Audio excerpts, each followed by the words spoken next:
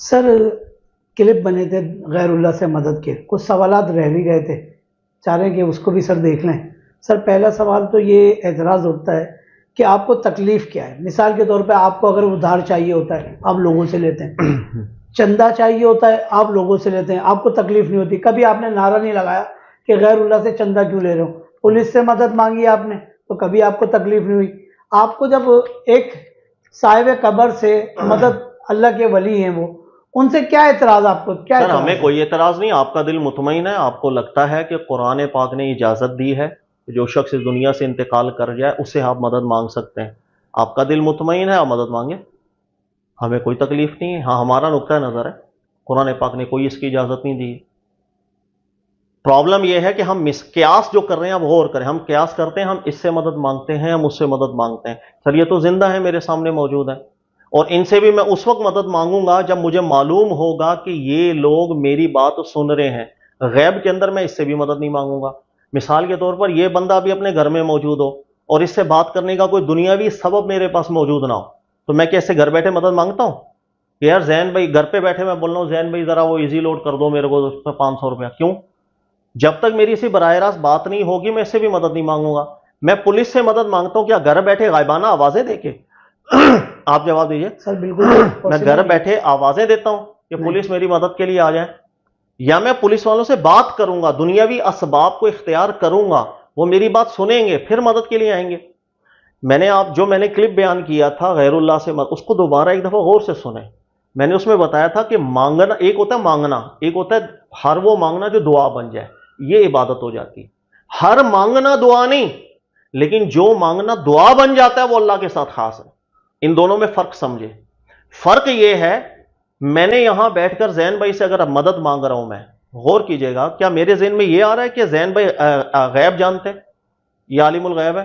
نہیں میں دنیا کی کسی بھی زبان سے مانگوں گا یہ سمجھ جائیں گے؟ نہیں میں تو اسی لینگویج میں مانگوں گا جو یہ لینگویج سمجھتے ہیں نا۔ جی کیا میرے ذہن کے اندر یہ آ رہا ہے کہ میں دنیا کے کسی بھی کونے کے اندر بیٹھ کے تخت و سرا میں بیٹھ کے چاہے یہ میرے سامنے نہ ہو میں مانگوں گا یہ میری مدد کر دیں گے؟ یہ کچھ بھی میرے ذہن میں نہیں آ رہا۔ لیکن جس وقت میں غائبانہ پکار رہا ہوتا نا تو میں یہ سب چیزیں ماننی پڑتی ہیں۔ میں ایک بند کمرے کے اندر بیٹھ کر اگر کہ دنیا کے کسی بھی کونے کے غار میں بیٹھ کے وہاں سے میں زین بھائی کو مدد کے لیے اگر بلانا شروع کر دوں اور میں اپنا یہ نظریہ رکھوں کہ زین بھائی میری مدد بھی کریں گے، اب میں کتنی چیزوں کو اپنے دیکھو نظریات شامل کر رہا ہوں۔ نمبر ایک، میں یہ مان رہا ہوں کہ زین صاحب عالم الغیب بھی ہیں، کہ وہ دنیا کے کئی کنارے پر ہوں، میں جہاں سے بھی پکاروں گا وہ سن رہے ہوں گے، میں جس لینگویج میں پکاروں گا یہ سن رہے ہوں گے، میں جس کیفیت میں پکاروں گا یہ سن رہے ہوں گے، اور اتنی دور سے میری مدد کرنے پر قادر بھی ہوں گے، اور یہ غائبانہ اپنی جگہ پہ بیٹھے بیٹھے میرا مسئلہ بھی حل کر دیں گے۔ یہ جو 4-5 چیزیں میں کہہ رہا ہوں اس پر قرآن کی دلیل آپ دے دیں مجھے۔ بھئی اللہ تعالیٰ نے بیان کی ہے کہ یہ چیزیں ہم نے اجازتیں دی ہیں اس چیز کی۔ یہ پرابلم ہے، ہم سادہ مانگنا اس کو قیاس کرتے ہیں اس مانگنے پر جو دعا بن جاتا ہے۔ جب میں اللہ سے مانگ رہا ہوتا ہوں نا یہ سب چیزیں بیچ میں داخل کرتا ہوں۔ میں اس ہستی سے مانگ رہا ہوں جو عالم الغیب ہے۔ ان اللہ لا یخفی علیہ شیء فی الارض ولا فی السماء، زمین اور آسمان کی کوئی چیز اس سے مخفی نہیں ہے، میں اس سے مانگ رہا ہوں۔ اچھا کیا میں جس زبان میں مانگوں گا، میں دل میں مانگوں، انہ علیم بذات الصدور، اللہ نے کہا وہ دلوں کے حال بھی جانتا ہے۔ اچھا میں دنیا کے کسی کونے میں چلا جاؤں، آسمانوں میں چلا جاؤں، اللہ نے فرمایا نحن اقرب الیہ من حبل الورید، ہم بہت قریب تمہارے ہیں۔ میں تو اس سے مانگ رہا ہوں جس کی اللہ تعالیٰ نے یہ تمام اوصاف ذکر کی۔ یہ اوصاف کسی اور کے ہیں تو میں اس سے مانگ لوں گا۔ آپ بتا دیں کس کے ہیں؟ قرآن نے کس کے اوصاف بیان کیے؟ سر اوصاف تو خالصتاً جو رب کی صفات ہے وہ تو ناممکن سی بات ہے کہ کسی اور کی تجلی بھی اس میں ہم شبہ بھی پائیں، جی لیکن مسئلہ یہ ہوتا ہے کہ زندے جو ہوتے ہیں جو مدد کرنے پہ اللہ نے اختیار دیا ہوتا ہے نا، بھائی آپ صاحب ثروت ہیں، میں بولتا ہوں سر مجھے آپ 10,000 روپے دے دیں، آپ میں طاقت ہے تو آپ مجھے 10,000 روپے دیں گے نا۔ مثال کے طور پہ آپ کہتے ہیں کہ سمر عباس کی ایک ویڈیو بہت وائرل ہو رہی ہے، وہ کہہ رہے ہیں کہ زندے جو ہے نا وہ کم مدد کرتے ہیں، جو ولی اللہ ہوتا ہے اللہ نے جو اختیار دیا پاور دیا تھا، سب سے بڑا درجہ ولایت دی ہوتی ہے، وہ زندہ ہوتے ہیں تو تھوڑی کم مدد کرتے ہیں، لیکن جب وہ مر جاتے ہیں تو اور زیادہ پاورفل ہو جاتے ہیں۔ ایک منٹ رک جائیں سر، میں کوئی بھی بات جب کروں گا تو میں نے اس کی اصل قرآن سے لینی ہے یا نہیں لینی؟ بالکل لینی ہے۔ قرآن پاک سے جب کسی چیز کی اصل بن جائے اس کے بعد پھر میں نے دیکھنا ہوتا ہے روایتوں کو کہ جو اس کے مطابقت میں ہے میں وہ روایتیں قبول کرتا ہوں ورنہ نہیں۔ میں غلط بات کر رہا ہوں یا ٹھیک ہے، قرآن پاک سے اصل کیا ملتی ہے؟ پورا قرآن پاک آپ پڑھ لیں، اللہ تعالیٰ نے ایک جگہ پر بھی یہ بات ذکر کی ہے کہ جس بندے کو جو انتقال کر رہا ہے اور انتقال کرنے کے بعد وہ عالم برزخ میں ہو، نہ جانے کس حال میں، انعام میں ہو یا نہ ہو، اللہ تعالیٰ نے اس کو یہ طاقتیں دی ہیں کہ اب وہ عالم برزخ میں رہ کے دنیا والوں کے مسائل حل کر رہا ہے۔ اس بات کی اصل پورے قرآن میں موجود ہے۔ آپ بتائیے، آپ کے ذہن میں ہے کوئی؟ اب میں کچھ پڑھ رہا ہوں، اس کو سنیے گا اور غور سے سنیے گا۔ اللہ تعالیٰ قرآن پاک میں ذکر کر رہے ہیں کہ رسولوں کے ساتھ ایک شخص تھے جو صحابی تھے، اس وقت کے بڑے اعلیٰ مقام تھے، اور وہ انتقال کر گئے، اور انتقال کرنے کے بعد برزخ کے اندر اللہ نے انہیں جنت میں داخل کیا، اس پر انعام بھی ہو رہا ہے، اکرام بھی ہو رہا ہے۔ یہ سورہ یاسین کی شروع کی 23ویں سپارے کی شروع کی آیت ہے۔ اب غور کیجئے گا، اللہ نے فرمایا قیل ادخل الجنہ، اللہ نے اس نیک انسان کو نوازا، جا جنت میں جا۔ یہ عالم برزخ کی بات ہو رہی ہے۔ قیل ادخل الجنہ، قال، اس نے بندے نے اللہ کی بارگاہ میں عرض کی، یا لیت قومی یعلمون بما غفر علی ربی وجعلنی من المکرمین، اے اللہ کاش میری قوم کو پتہ چل جائے کسی طرح کہ مرنے کے بعد تو نے مجھے کتنی عزت سے نوازا اور کتنے انعام و اکرام میں رکھ دیا۔ جس بندے کی بات چل رہی ہے سر، وہ انعام و اکرام میں ہے عالم برزخ میں، بالکل قطعی نہ، وہاں پر وہ اللہ سے عرض کر رہا ہے، اے اللہ کاش میری قوم والوں کو صرف اتنا پتا چل جائے کہ میں کس حالت میں ہوں ابھی۔ سر وہ اپنی بات یہاں تک نہیں پہنچا پا رہے، انعام و اکرام میں ہونے کے باوجود اللہ تعالیٰ اس دنیا سے اس کا انقطاع ثابت کر رہے ہیں۔ وہ اللہ سے عرض کر رہا ہے کہ اللہ کاش اس کو پتا چل جائے۔ سر جو بندہ عالم برزخ میں ہے، اللہ کے انعام میں ہے، اللہ کی جنت میں ہے، وہ اپنی بات براہ راست پہنچانے پر بھی اس دنیا سے اس کا انقطاع قرآن ثابت کر رہا ہے، اور آپ یہ دعویٰ کر رہے ہیں کہ عالم برزخ سے ایک بندہ یہاں پر آئے گا، مسائل حل کرے گا، آپ کی بات سنے گا، سننے کے اسباب پیدا کر دے گا سب۔ سر اس پر آپ دلیل دیں۔ میں نے تو قرآن کی ایک اصل آپ کو بیان کی، آپ کوئی قرآن کی آیت میرے سامنے ایسی رکھیں کہ اللہ نے ذکر کیا کہ عالم برزخ کے اندر فلاں آپ کی بات سنے گا، اور میں نے اس کو اختیار دیا کہ وہ دنیا کے اندر دخل بھی دے گا اور آپ کی مسائل حل کر جائے گا۔ سر یہ ایک شہداء کے متعلق سر فرمایا وہ تو جاتا ہے۔ قرآن سے کوئی پہلے اصل آپ کے ذہن میں آ رہی ہے تو وہ بتائیں۔ سر تو شہید کو تو زندہ قرار دیا تو سر اللہ نے نصب بھی تو کی ہے، وَأَنْتُمْ لَا تَشْعُرُونَ، کیا مطلب ہے اس کا؟ اللہ نے فرمایا کہ ہم نے شہید کو زندہ کیا ہے، لیکن اس کی زندگی کیسی ہے؟ وَأَنْتُمْ لَا تَشْعُرُونَ۔ تو سر یہی تو ولایت کے راز ہیں جو دلیل بناتے ہیں، یہی تو ولایت کے راز ہیں۔ قرآن پاک واضح طور پر کھڑا ہے، عالم برزخ کے اندر جس کو اللہ انعام سے نوازتا ہے اس کا بھی اس دنیا سے انقطاع قرآن ثابت کرتا ہے۔ ہمیں قرآن سے آگے نہیں جانا چاہیے، ہم اپنی طرف سے ایک دعوے کر رہے ہیں۔ دیکھیں دعوے کیا ہے، نمبر ایک، کوئی شخص جب انتقال کر جاتا ہے تو اللہ کا اس کو طاقت دے دیتا ہے، عطائی ہوتی ہے، عطائی اللہ نے طاقت دے دی۔ ٹھیک ہے، اب وہ دنیا والوں کی باتیں سن رہا ہے، ٹھیک ہے، دنیا والوں کے مسئلے حل کر رہا ہے، اس دنیا میں وہ تصرف کر رہا ہے۔ ٹھیک ہے۔ ان سب پر قرآن کی کوئی آیت بیان کر دیں، آپ بیان کریں۔ سر میرے علم میں تو نہیں ہے۔ نہیں ایسا ہے ہی نہیں پورے سر وہ جو ایک قرآن پاک کی آیت ہے جس کے اندر ایک سورت کے اینڈ میں ہے کہ کفار اس طرح مایوس ہو گئے جی، اصحاب قبور سے، تو ادھر سے بھی استدلال کیا جاتا ہے کہ استدلال اس لیے کمزور ہے کہ پہلے غور کریں، قرآن کو قرآن سے سمجھنا چاہیے۔ جو مشرکین تھے وہ آخرت پر ایمان ہی نہیں لا رہے تھے، ان کے نزدیک ہم جب مر جائیں گے تو دیٹس اٹ، کہانی ختم۔ یعنی ان کے گھر میں کوئی بھی شخص انتقال کر گیا وہ سمجھتے تھے دی اینڈ ہو گیا، اس کا اب کوئی تعلق نہیں رہا سوائے کہ خلاص۔ تو وہ جب کوئی شخص مر جاتا ہے نا تو اس سے بالکل نا امیدی، مایوسی سب اکتاری ہو جاتی ہے۔ مسلمان جو ہے اس کے گھر میں کسی کا بھی انتقال ہوگا یا اس کا اپنا ہوگا، اس کا بلیف کیا ہے؟ ابھی کچھ بھی ختم نہیں ہوا، ابھی ایک لگے گی قیامت برپا ہوگی، یوم آخرت ہوگی جس میں ہم دوبارہ اٹھائے جائیں گے اور ہمارا حساب اور کتاب ہوگا، اصل دن ابھی باقی ہے۔ تو چونکہ ان کے نظریے میں جو مر گیا اس کے وہ بالکل مایوس ہو گئے، ہمارے نزدیک تو ابھی سب کچھ ہونا ہے۔ تو یہاں پر یہ چیز اس مایوسی کا ذکر ہے کہ وہ جیسے اصحاب القبور سے مایوس ہو گئے۔ قرآن پاک کی آیت میں یہ کہاں بیان چل رہا ہے کہ بھائی وہ غیر اللہ سے مدد، بھائی یہ فرشتوں سے بھی مدد مانگتے تھے، جنات سے بھی مدد مانگتے تھے، ان سب کے بارے میں بھی قرآن پاک نے رد کیا۔ بروز قیامت اللہ فرشتوں سے فرمائیں گے کہ یہ کیا تمہاری عبادت کرتے تھے؟ فرشتے کہیں گے نہیں، بل کانوا یعبدون الجن، نہیں اللہ تعالیٰ تو یہ شاید جنات کے پیچھے لگے ہوں گے۔ تو سر قرآن پاک بالکل واضح طور پر کھڑا ہے، ہم قیاس کرتے ہیں اس دنیا میں زندہ لوگوں پر عالم برزخ کا. یہ قیاس بہت غلط قیاس ہے. اب اس میں دو تین چیزیں ذکر کی جاتی ہیں. ایک تو بخاری کی روایت ہے جی جو حضرت حاجرہ نے کہا کہ اقص ان کان عندک غواص، ٹھیک ہے. تو ایک اس سے استدلال کیا جاتا ہے.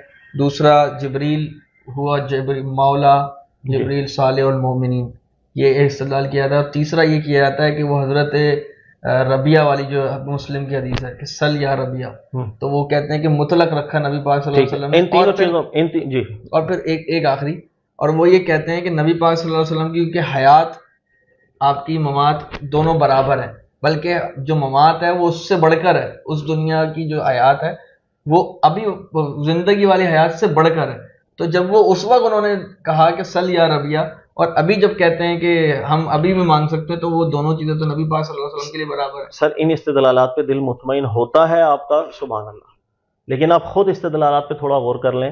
بخاری کی اس حدیث سے ہم استدلال کرتے ہیں جس میں حضرت حاجرہ والا واقعہ ہے. کون بندہ نہیں جانتا کہ یہ جو واقعہ ذکر ہوا ہے اس کے متن میں کتنے بڑے بڑے اعتراضات ہیں، بلکہ سری قرآن پاک کے خلاف بھی بن جاتا ہے یہ واقعہ. اس لیے کہ اس واقعے کے اندر کیا ذکر ہے آپ غور کریں.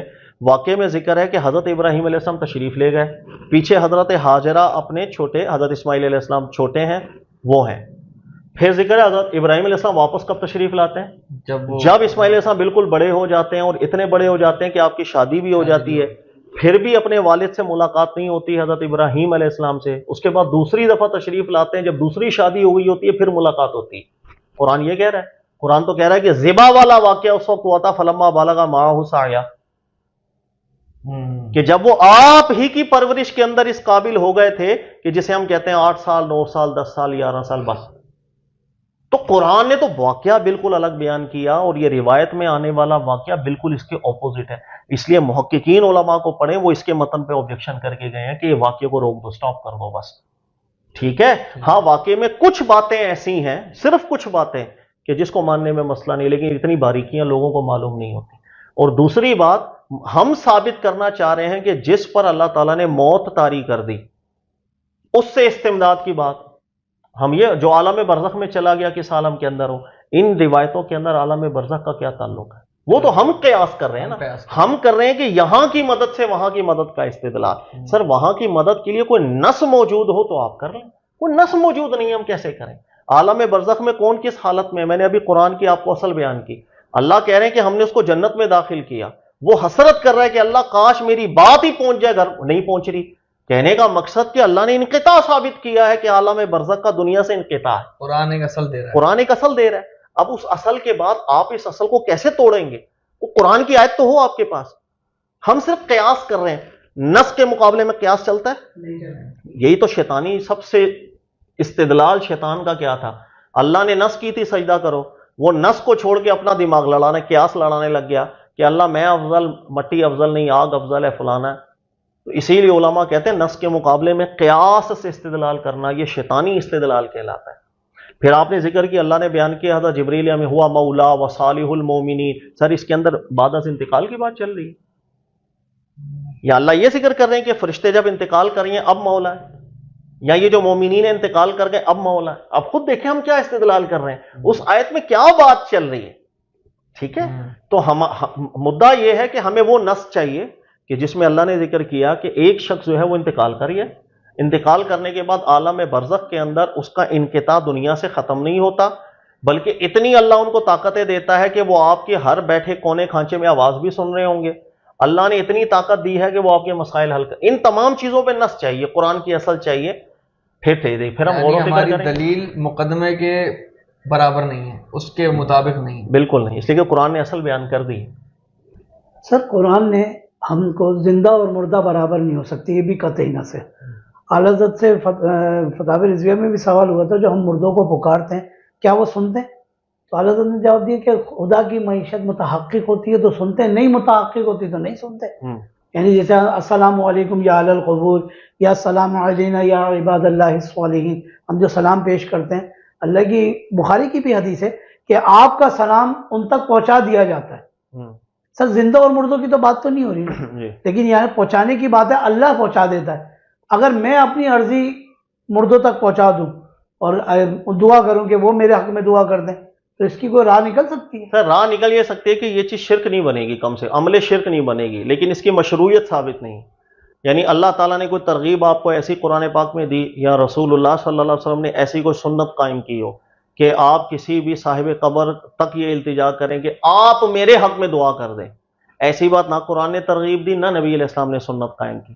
اس لیے ہم کہیں گے کہ یہ کام بھی ایک بالکل الگ کام ہے، بدعت کا ہی کام بولیں گے اس کو، لیکن بہرحال یہ عمل شرک نہیں بنے گا کہ اگر کوئی شخص یہ کہتا ہے کہ آپ میرے لیے دعا کر دیں، اس لیے کہ وہ دعا پھر اللہ سے ہی کرنا چاہ رہا ہے، صرف اس کو بیچ میں وہ دعا کرنے کے لیے ایک وسیلہ بنا سر میں یہ چیز ہے۔ لیکن بات صرف یہ ہے کہ سر اپنی اصل قرآن پہ ڈھونڈیں، آپ کو قرآن جہاں کھڑا نظر آ رہا ہے وہاں چلے گا، میں بہت واضح بات کر رہا ہوں۔ سر سوالات تو ابھی بھی ختم نہیں ہوئے، کیونکہ کچھ مقدمے ہم پیش کرتے ہیں تو وہاں سے دلائل بھی آتے ہیں، تو کوئی انشاءاللہ مسئلہ سر نہیں، اس کو طریقہ کار یہی ہونا چاہیے، غور و فکر کریں، دلائل میں غور و فکر کریں، جو آپ کو دلیل سننے میں آ رہی ہے اس کو سامنے رکھیں، کسی اور جگہ سے جو دلیل بیان کی اس کو پھر موازنہ کریں، جو پلہ بھاری ہو اس پر عمل کر لیجیے، بس یہی بات ہے، یہی حسن ہونا چاہیے، لڑائی جھگڑا نہ کریں۔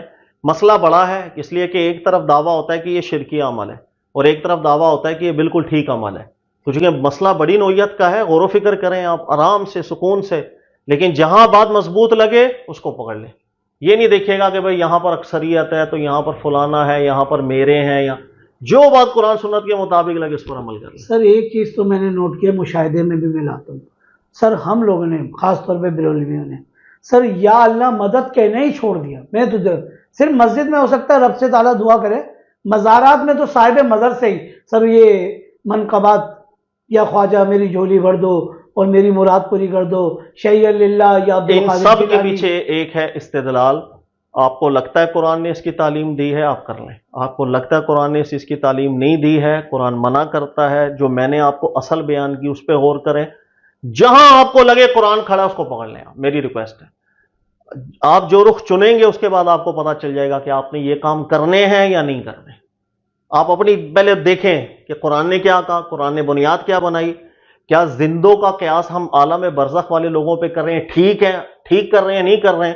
اللہ نے عقل دی ہے، شعور دی ہے، غور و فکر کریں، نتیجہ جو نکلے اس پر عمل کریں۔ سر ابھی بھی سوالات الحمدللہ بہت سارے ہیں، وقتاً و وقتاً یہ ٹاپک کر لیں، ہم لیتے غور و رہیں گے فکر کریں انشاءاللہ۔ انشاءاللہ سر۔